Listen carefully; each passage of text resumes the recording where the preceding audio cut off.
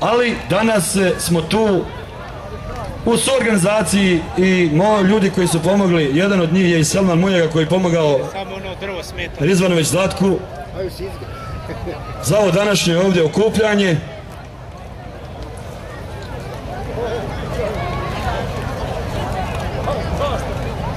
Ajmo momci, znate sami pravila, nemojte puno, neću vas ja, pogotovo vas vlasnike.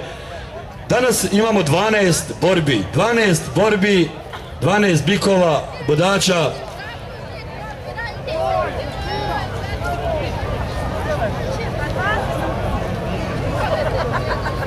Boga mi, onaj sudija mi je tamo dohvatio hladovine, izgleda da on neće izići danas cijeli dan odande.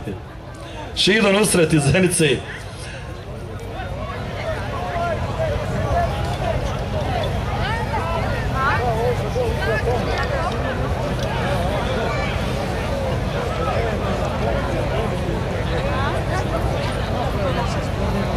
Za sljedeću borbu, sljedeći par, ja ću najaviti i kazati da svoga bika, kod svoga bika neka bude.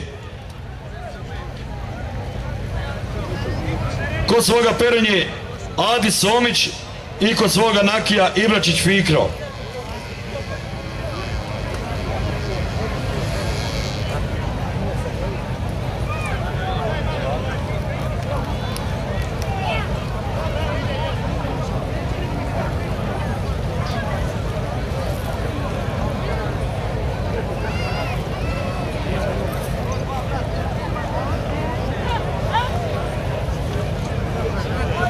Dok ne dođe do kontakta, do dodira između ona dva bika u areni, velika hvala i ovom gospodinu koji ovako dobro se čujemo, vjerovatno dobra je veza između mene i vas.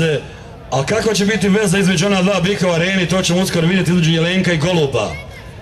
Ja ću vam kazati da je najduža borba trajala, zvanična borba, verifikovana 2000. godine, koju sam ja prisustvovao u Mrkonjić gradu na Šipovačkim barama, 3 sata i 5 minuta.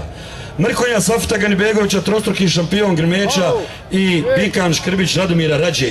Borba je počela u 16 sati, završena 19:05 bez pobjednika. Ali bila je žestoka i ogorčena. Vjerujte da jedan od bikova nije mogao otići iz arene, 3 sata je skoro ostao da leži u areni, da se odmara. Toliko je bio izmarenost i iscrpljenost. Normalno bili su im prirodni rozi, tupi rozi i onda su borbe duže. Šta kažu sudije za ovo? Lagano, jel tako Šido? Lagano. Znamo nova pravila, ne smijemo i puno natjerivati i udarati. Eno prve borbe, eno prvog dodira na prvoj velikoj kladuškoj korini. Može li prvi aplauz od vas, publiko? Tako je! Ovo je velika kladuša, Rizvan Promet i prva borba. Jelenko, Elvira Omića i Golub, Fikreta Ivanića Fikre.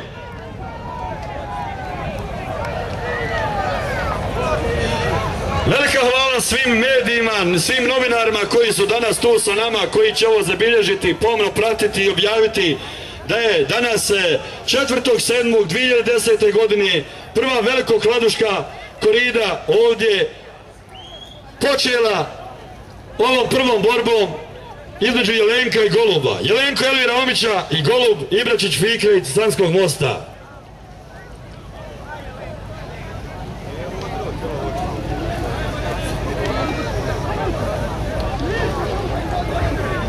Vlasnici bikova bodača, vi znate šta vam je pravilo i dužnost.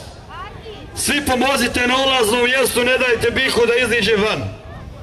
Tako da vas malo upozorim. Vi ste mi krivci ako jedan bik iziđe van. Imate tu, poredajte se, jel tako Muljaga? Poredajte se lijepo, neka su bikovi u areni, ne dajte im van ograde, van arene.